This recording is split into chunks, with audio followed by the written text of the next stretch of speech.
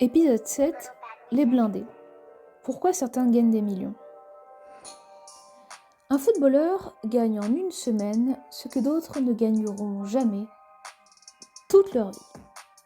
Un chanteur remplit un stade en 2 heures et empoche l'équivalent de plusieurs années de salaire. À chaque fois, la même question revient. Comment est-ce possible? Aujourd'hui, on va parler des très hauts revenus. Pas pour les envier, ni pour les condamner, mais pour comprendre ce qu'ils disent de notre société.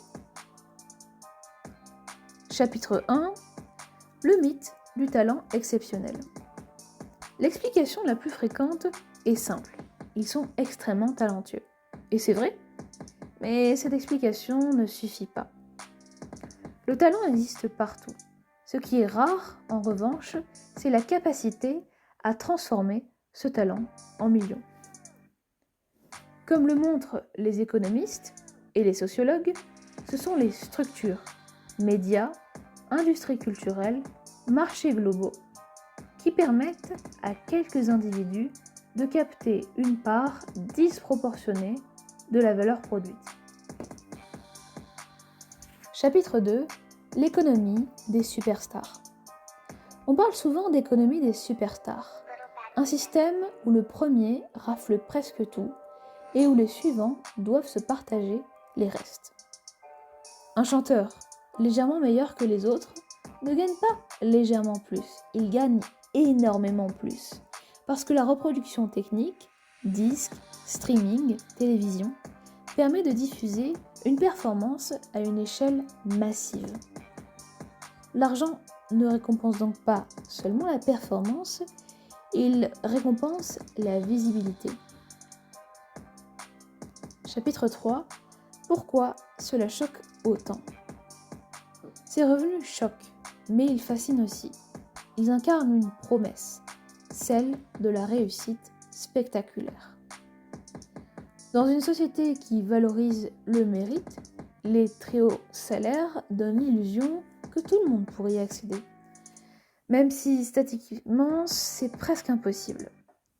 Cette fascination joue aussi un rôle idéologique. Elle rend acceptable des écarts qui seraient jugés inacceptables dans d'autres domaines. Chapitre 4. Les dirigeants, les actionnaires et les invisibles. Ces superstars visibles ne sont qu'une partie du tableau. Les dirigeants d'entreprise, les grands actionnaires, les fonds d'investissement gagnent souvent bien plus, mais aussi bien loin des projecteurs. Leur richesse est moins spectaculaire, mais elle est aussi plus durable. Et surtout, elle est présentée comme rationnelle, nécessaire, presque technique. Là encore, la question n'est pas seulement combien, mais pourquoi eux. Chapitre 5. Ce que les hauts revenus racontent de nous. Les très hauts revenus ne sont pas une anomalie. Ils sont le reflet de ce que la société choisit de récompenser.